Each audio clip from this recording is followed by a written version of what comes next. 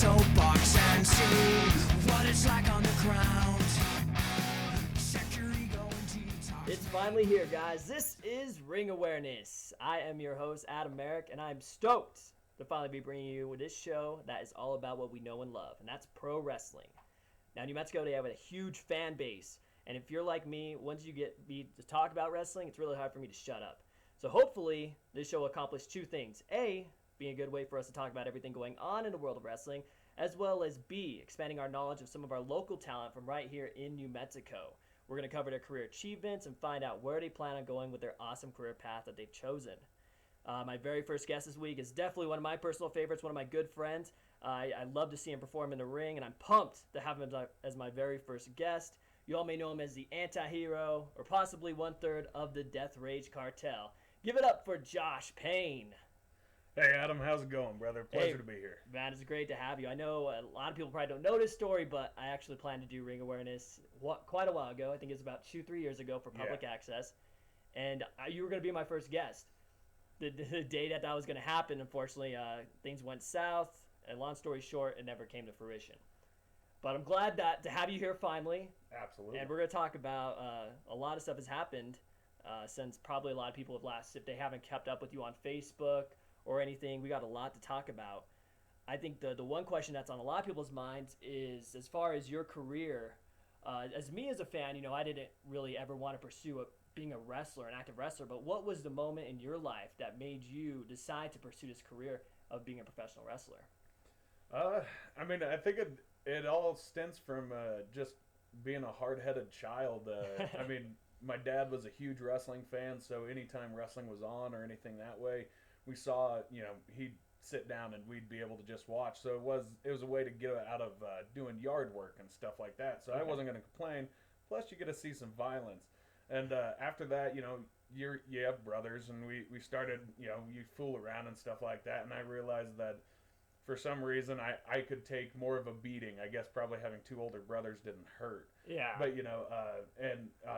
all came about. Then I saw the match, stupidly enough as it was, but it was Mankind versus The Undertaker, the Hell in a Cell. And I was watching the whole thing because I was a Stone Cold fan and I wanted to see the First Blood match. Yeah. But the second that Foley went off the top of that cage and went through the table, and the fact that the fans just blew up, it made my skin, just tingle, and I was like, that is the coolest thing ever. Oh, wow. And even watching, MMA and stuff like that, I really like those fightings, classes, all that stuff like that. But there's something about pro wrestling that just, it stuck with me, even since I was probably about 10, 11. That's awesome. So that was roughly around the time when the Attitude Era was really big in WWE. Now that you've kind of matured, and like myself, you kind of stick with the Attitude Era, what's popular at that time. But when you get older, you kind of get a newfound respect of those who came in previous eras. Absolutely. Guys like Flair, Harley Race, Von Erich, so forth. Who have you, now with you being a wrestler, who do you enjoy studying? Oh, man, there's thousands of guys. But, overall, Fit Finlay, this is an intriguing story for me. A lot of guys don't even know this. The Cartel does. But it was a match between Fit Finlay and I believe it was Rocco from World of Sport Wrestling. And literally the only cheat that he ever did, the only time he would cheat, is he'd punch with a closed fist. And every wrestling fan knows the ref's always telling you, open that fist and things like that. Because it's so much more manly to slap a guy, right? But for something, it stuck with me. So for 6 months, I did not throw an actual punch. I would chop, I'd throw you a forearm, I'd do any legal strike, but I would not cheat that way. And it's only a small little thing, but for some reason he stuck with me. So watching Fit Finlay, just his style is fantastic. Oh yeah, and this was before he got into WCW or obviously WWE. This was his early days, his original mullet days. He was straight up an Irishman in England, and he was just hated. And it just the way he acted with the crowd was fantastic. And then from there it branches out to guys like Johnny Saint, guys like William Regal, and then you come across the pond and you got people, the Hart family in general. But Owen Hart to me was probably the best wrestler out of that whole group. Stu was a fantastic shooter. Brett was obviously put over, but Owen Hart was the guy that should have been put over. Fantastic wrestler, you know, and just body and wrestling in general, you know, his characters. But Rowdy Piper, Stone Cold, in my early days, I've definitely got away from that just because I used to be bald, as some people know. May anyway. remember. Yeah, right? may remember. But my flowing locks are still intact. So, but I mean, Ric Flair, hundreds of guys.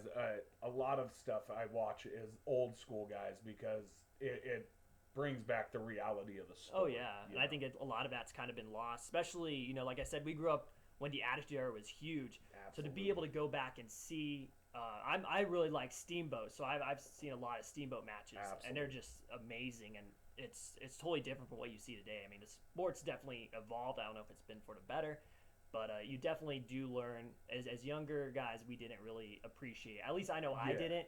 You know, I didn't really have that big of a knowledge of these guys, but now that I'm older, I can look back and see, you know, how great they you were. can definitely appreciate everything. Steamboat, just a technician like none other's business. I mean, just seeing him work every match you've ever seen, just quality. Exactly. Just quality.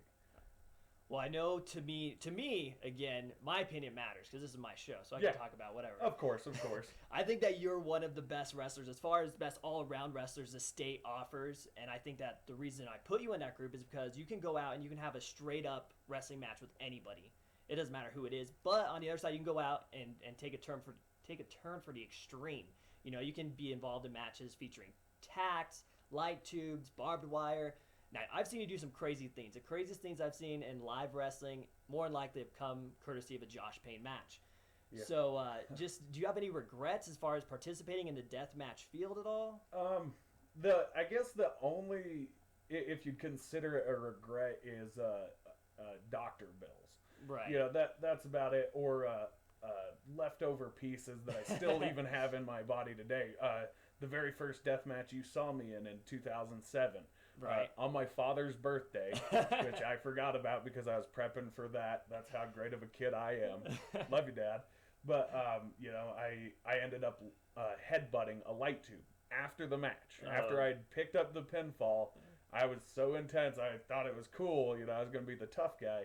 And I still have a piece or four of pieces of light tube in my forehead. Somewhere in that noggin. You know, so yeah, I mean, and again, I started out as a brawler, and that's what I knew because I could do that well. And then once I started seeing, you know, technical wrestling really done really, really well, it stuck with me, and I just wanted to be the guy that could do anything, you know, do any kind of style or work with any kind of worker. Yeah. Because, you know, I mean, I guess that's the best way to get out there. You don't know what situation you're going to be put in, whether it's against a luchador or against a British wrestler or a Japanese or just a crazy Southern Texas wrestler that wants to bash you with stuff. There you go. You know, so yeah.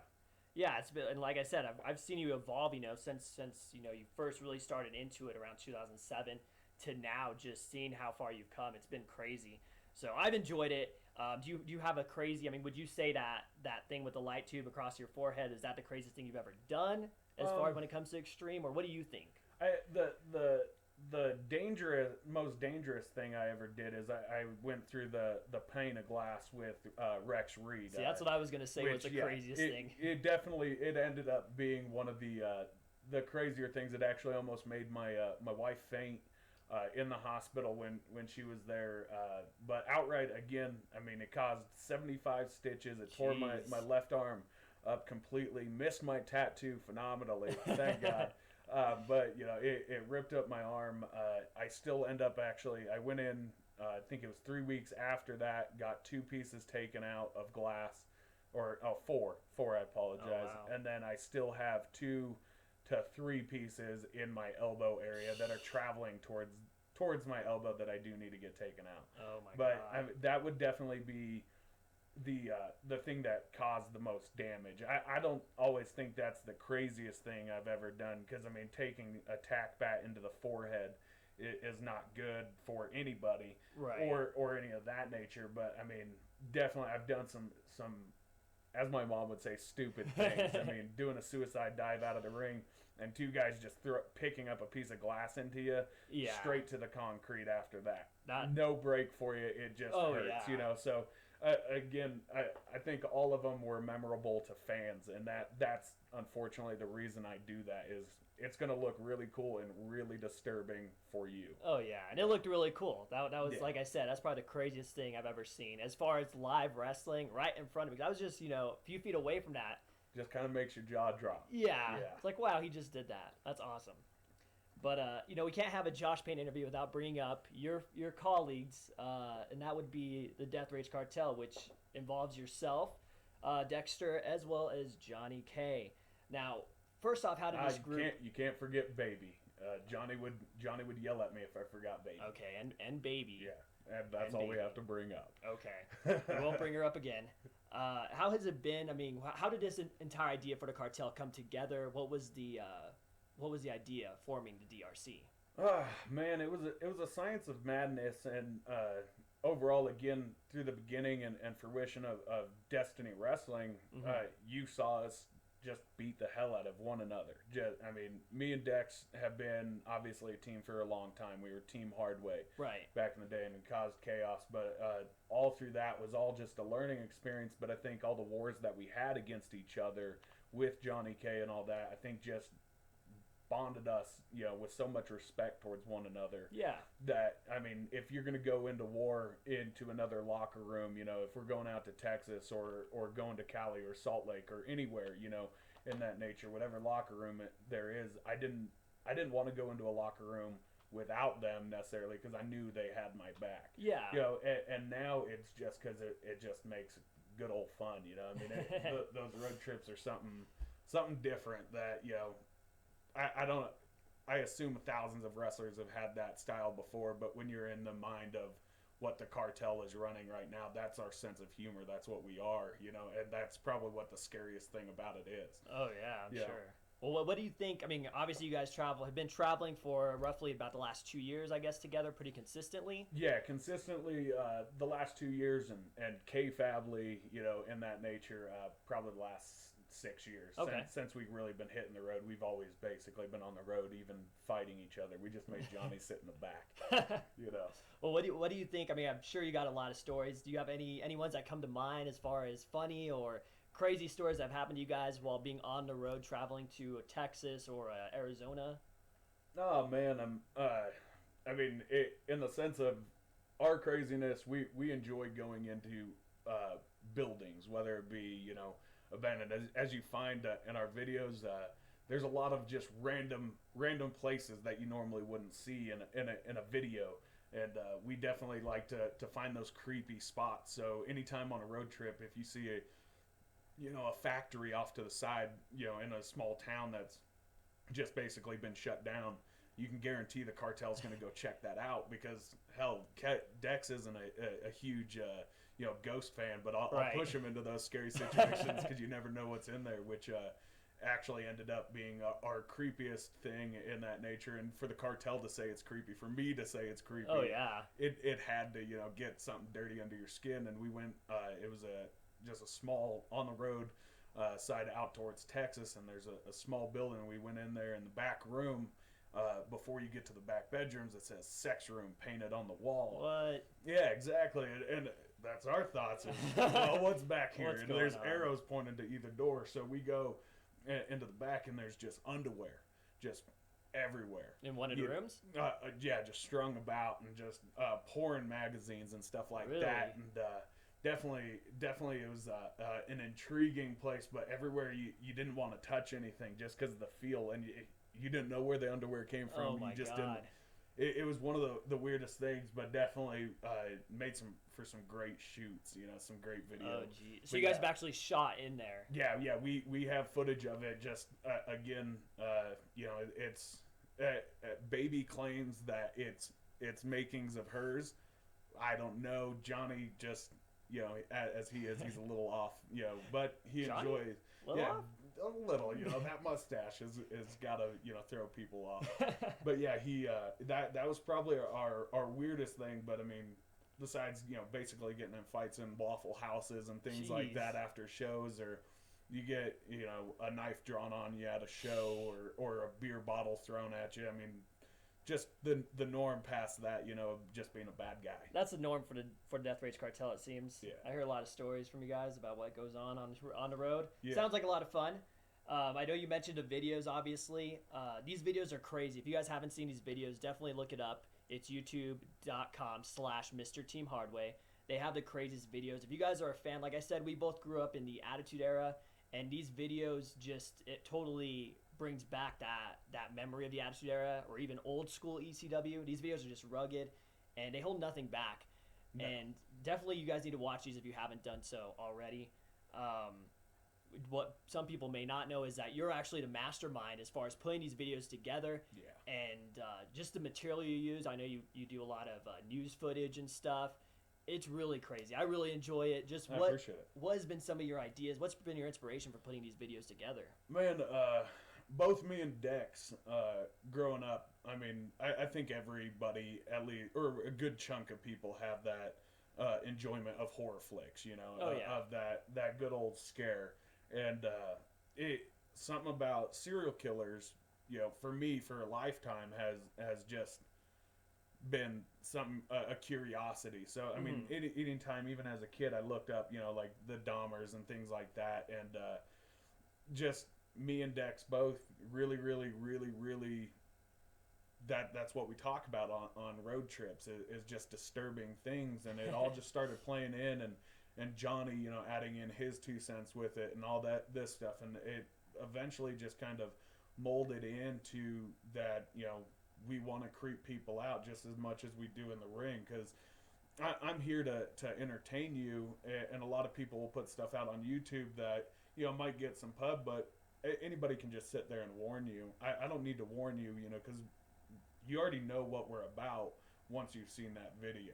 It's already put into your mind that these people are a little bit disturbed, and honestly, we are. If you're a professional wrestler, you're disturbed to some degree, due to physical pain and just the enjoyment of going out on a road trip.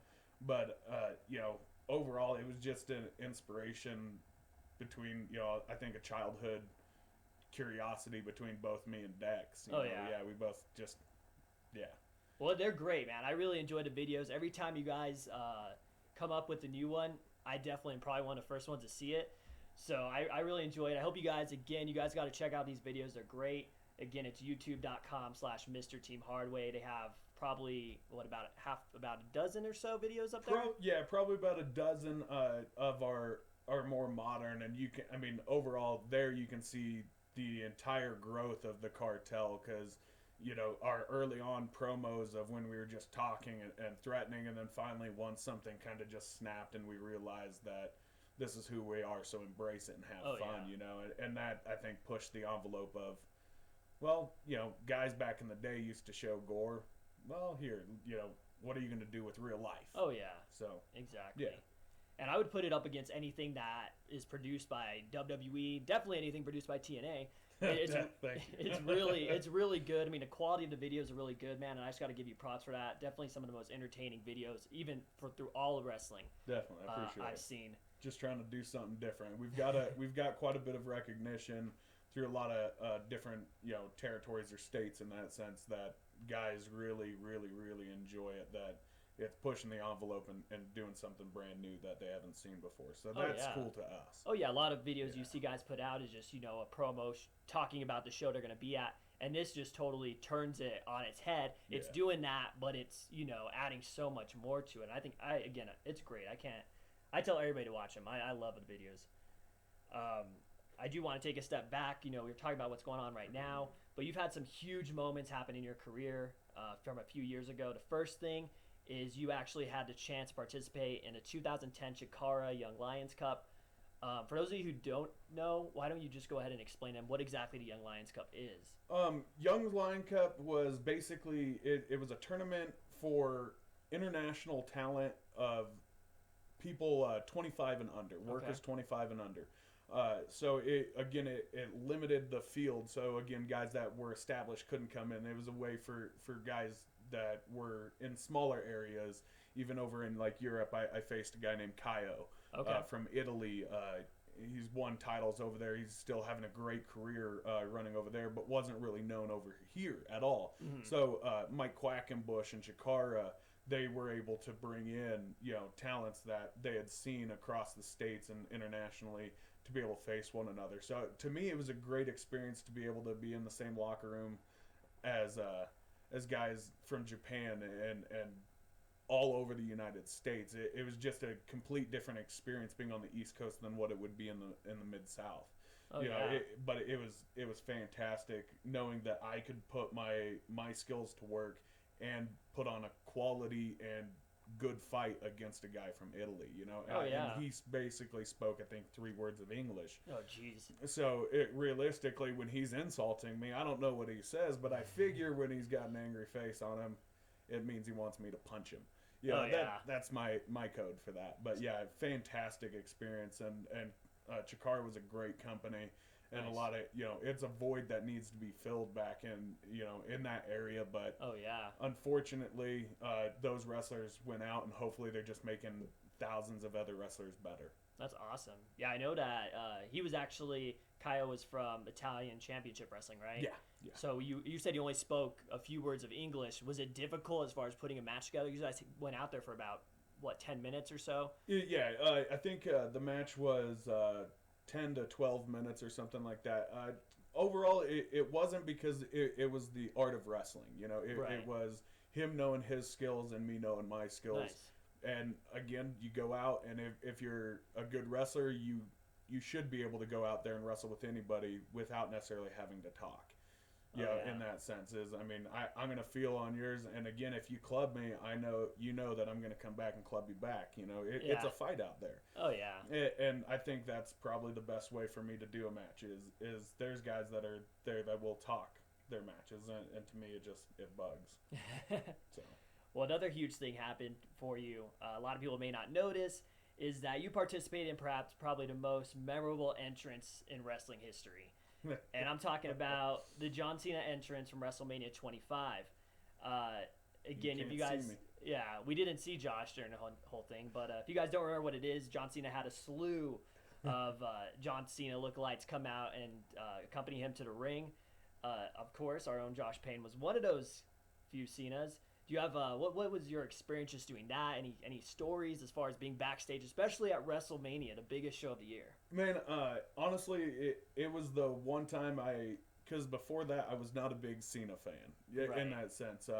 But legitimately, the second that we got there, I was hoping that I was going to be Undertaker's goon, because they initially had talked that there was going to be a group guys that were going to be for Cena, and a group that was going to be Undertaker's, in the robes and all that, and they'd come out. Oh, and, nice. and I really, really wanted to be that, because that guy was always cool. And at the time, I wasn't a big fan of Cena. Yeah. But after we had done it, we went in, did the a rehearsal or whatever, and he came through and he shook everybody's hand individually. That's awesome. So one way or the other, guys will crap on Cena or whatever, but outright definitely professional and was very courteous, which was a great learning experience. Being able to be in the same building as guys like Ric Flair and Triple H and Shawn Michaels and Undertaker. Yeah. And, my biggest regret from that is I was standing in entrance while Shawn Michaels and Undertaker were having their match at WrestleMania 25. Oh, that's right. And so I was so eager, like all the workers there were like, I want to see this match. And then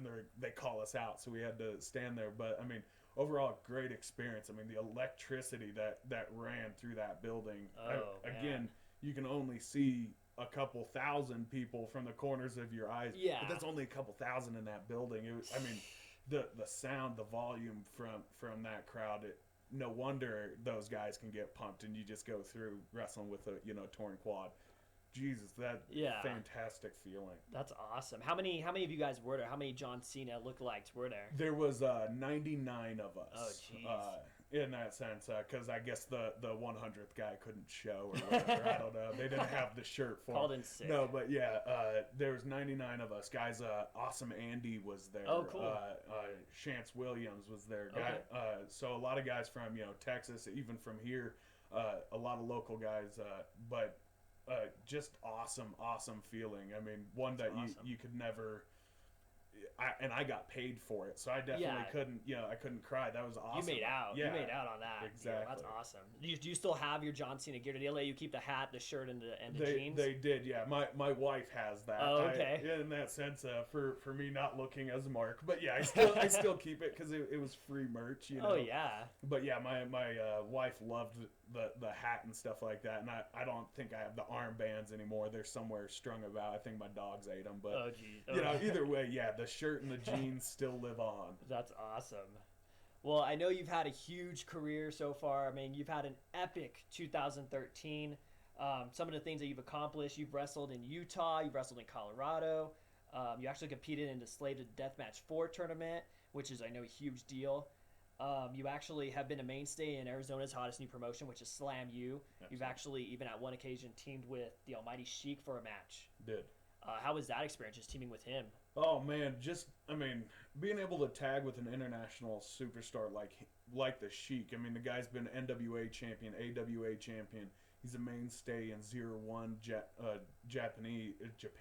Japanese wrestling, but 0-1 pro wrestling over in Japan. Nice.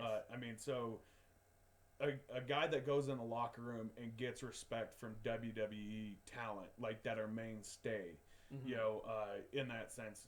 And he's never been in WWE, but a guy that gets that much respect from those guys and the knowledge he passes on was fantastic. Just to see him work and his psychology about things, it makes it so simple, but so much eye-opening, experience from it. Yeah, It's just fantastic. Sure. A very, very cool guy in the sense, at least, when you're on his good side. If you're one of those fans, good Watch luck. out. But yeah, when me and him are on the same page, he definitely a good guy. And I actually have heard a rumor that you guys did partake in an upcoming film along with Slam U. I don't know how much you can disclose on that, but I heard it does involve a current WWE superstar. What can you tell us about the dog wedding? The dog wedding. Yeah, no, man.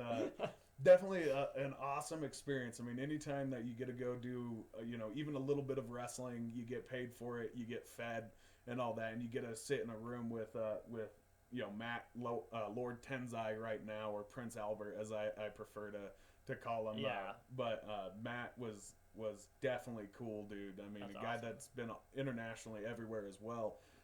For him to be that humble and cool was definitely, just awesome. That's great. Yeah, but it was a great experience, and hopefully it'll be coming out soon. I know they were trying to get a deal to sell it to WWE or something like that. So Cool. if it gets out, Destiny Wrestling should get some credits on it, and Ooh. same with the Cartel. There you So, go. The dog wedding, guys. Be on Yeah. the lookout for that. It's gonna be a huge hit. I smell Oscar nods all over that. Absolutely, absolutely, like the chaperone. There you Like go. the chaperone. No, but better because the Cartel's in it. There you go. Now, dude, you've wrestled for just over 5 years now. You've done so much, as we've documented here. We could talk about this for a long time, and there's so much we haven't discussed. But as far as your own opinion, what do you think has been your greatest achievement so far in again, just over 5 years that you've been wrestling? Personally, it's just becoming a professional wrestler in general. It's the thing that the true passion that I've had since a kid, even through art, any sports that way. But just the ability to be able to go out and entertain myself, my friends, and the fans that are there. That to me is legitimately my greatest accomplishment. But overall, when I look at it from the professional standpoint, probably it's winning the respect of older wrestlers that truly at least find some that we respect the business as much as they did, and that we try and hold it to the same standard. And that's something that I've always wanted is I wanted to be taken in as old school mentality, because that's what I love, is the old school thought of the business. And for those guys like Bob Wayne up in Canada and Bob Johnson up in Canada that worked for Stampede Wrestling, for both of them, we met them at Cauliflower Alley in Vegas, and just those times, literally 4 days in Vegas, have created two great friendships that the DRC is never going to be able to repay, because they're just such a great knowledge and great guys in that sense. That's awesome. Just fantastic. But yeah, it's honestly earning the respect of old wrestlers. That is fantastic. That's great. And you touched on it. You've had an epic 2013 Cauliflower Alley, which you went to this in 2013. Are you guys going back in 2014? We are planning on it in the sense if we don't have a stint in Canada come up. Cool. Because we want to push a lot harder to get out there a lot more to not just the Southwest, not just the Mid-South. We want to get out internationally, obviously, get our names known a little bit more. So we're trying to set up some stuff up there and trying to get a couple tours going there. So if conflict comes about, we would rather honestly go out and wrestle, but we'd love to go back to Cauliflower Alley. That's awesome. Fantastic spot. Well, we do have some fan questions to get to. Let's get to them. And these are what the fans want to know. So let's see what we got to say about them. First question comes from Angela, and she wants to know exactly why do you call yourself the anti-hero? Oh, Angela. It all came about just because, again, at the beginning of my career, I had no intentions of ever wanting to be a loved wrestler, a good guy. I've always loved the bad guy, and to me, the words anti-hero say it all. Again, you can love me, you can hate me, it doesn't matter, but this is who I am, and I'm not out here to make friends. I'm here to win a fight. Yeah, exactly. And I think those spoke real true to me, and I haven't found anything that really describes me in a more politically correct term than that. The anti-hero works. Yeah. It sounds good. Yeah, exactly. It's sharp. There you go. And of course, we got Abron with the question. He wants to know, he created this Facebook fan page about all the wrestling fans and wrestlers in New Mexico. Absolutely. He wants to know exactly what your thoughts of that are. I think it's awesome. For any of us, worker wise, we love to get our names out there more, and this is a good way to get us, some publicity, and even for local shows and stuff like that. I definitely think what would be cool is like if he added in, you used to do the 10 questions, for the DWO, right? And I think that would be something kind of cool, like if he had not necessarily always generic questions, but had a set questions, 8 questions for a guy, and sent it to him, and then you could just post it like it's a basically a blog, question and answer. I think would be really cool, like if you had that on a weekly, because I think there's enough wrestlers out there that would love to put themselves over, of course, and get themselves out there. I think it's great just showing. Obviously, a lot of people know WWE, but a lot of people need to know that there's talent here in New Mexico, great talent. Absolutely. And we need to support them. I know we don't got wrestling going on right now in New Mexico, but there's these guys who travel all across the Southwest, and just open up your mind to something that isn't WWE. And I love WWE, but at the same time, I love supporting these guys. They do great work, and they bust their butts going out there and performing for us. And that'll kind of lead us into our next question, our final question from Karen. She wants to know, as far as bringing wrestling back to New Mexico, what do you have to say about that? Obviously, most people know that we're kind of behind the DWO, Destiny Wrestling front. Yeah. What do you have to say about that? It's a sad subject because, again, I mean, just being able to create something and put it out there for fans like Destiny Wrestling was, I think we truly had a very,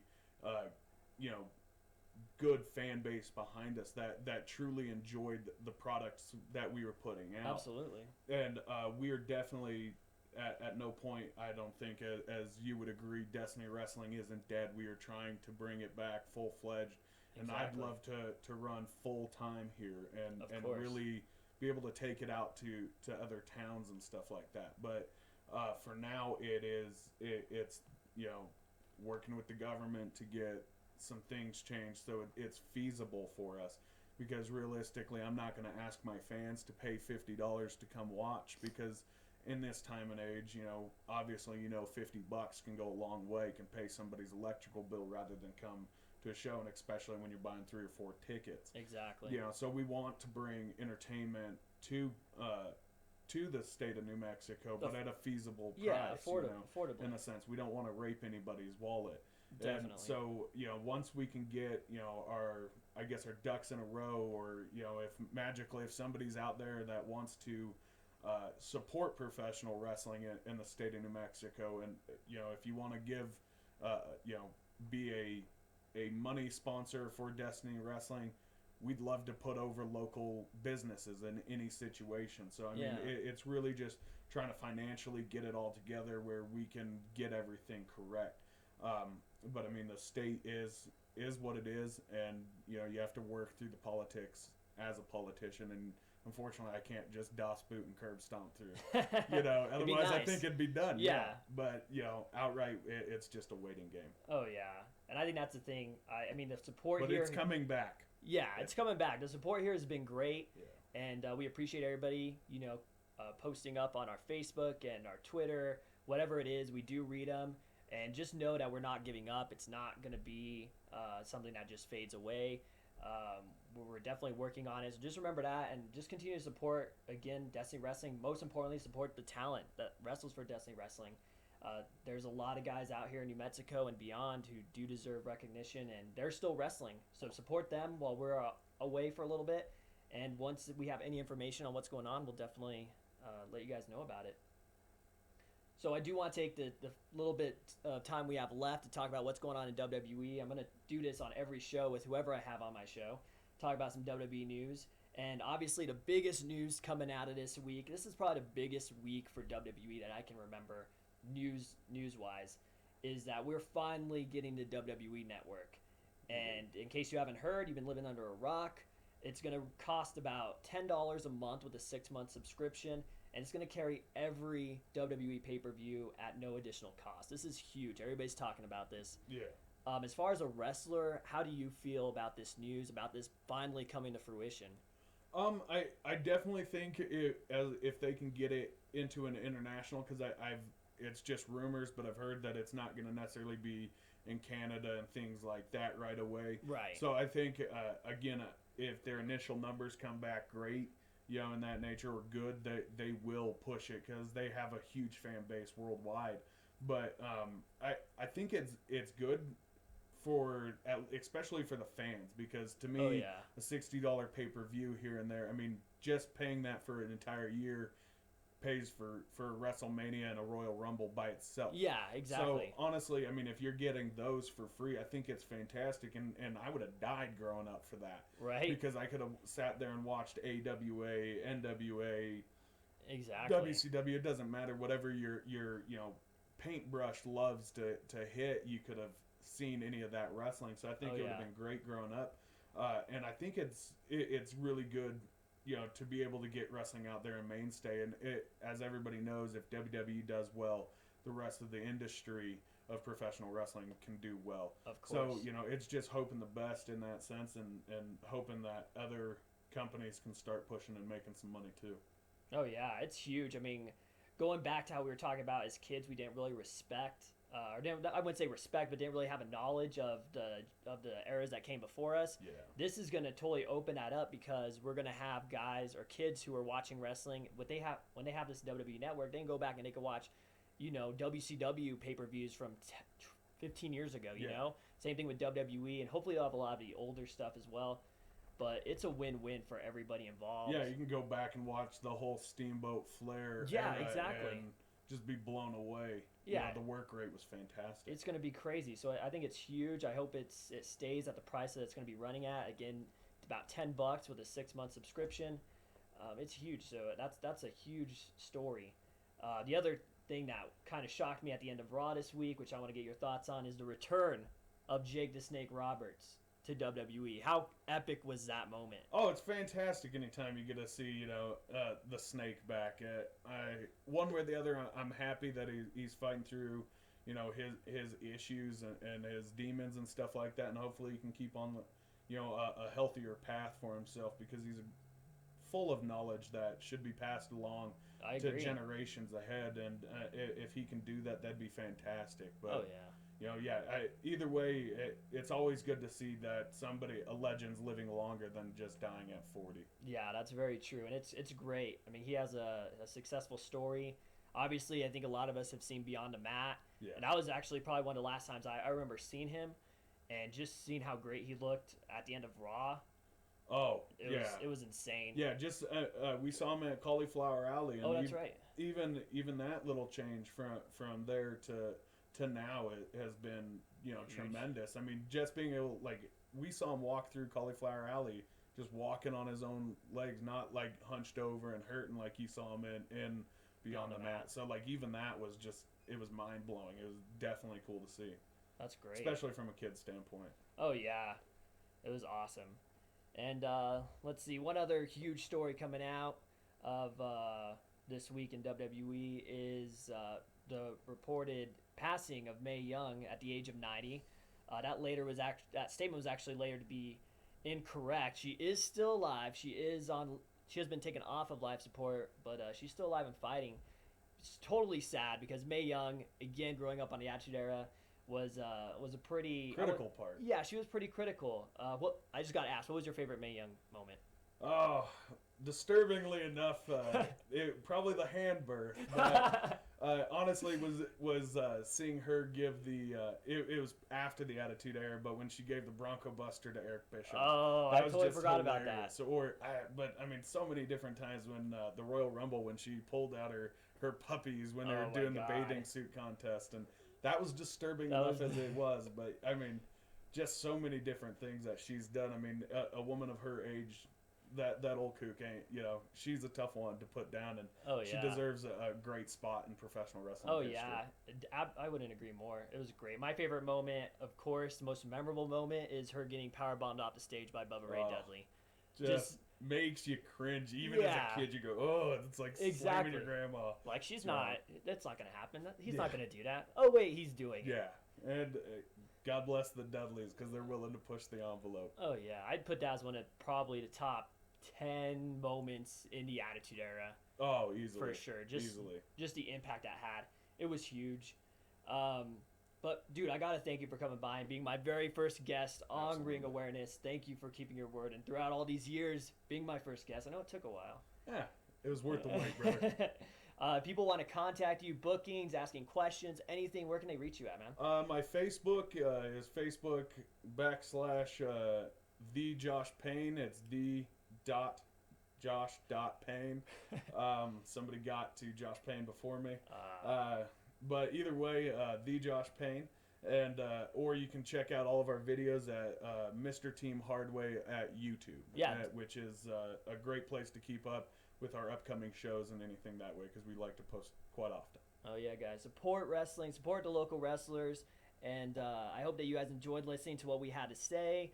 Next time, me and my guests, we're going to talk about the first stop in the road to WrestleMania. Real quick, who's your pick to win the Royal Rumble? I want it to be Bryan Danielson, but Yes. I'm assuming they're going to put somebody I don't like. Who knows? But I'm going to Batista. go. Yeah, let's hope not. But we'll go. I'm going to go Bryan Danielson turning on the Wyatts. Oh, I like that. I'm going to agree with that one right there. But It's again, all hope. All yeah, hope. thank you to Josh Payne. And again, guys, thank you for listening. And this is Adam Merrick signing off for Ring Awareness.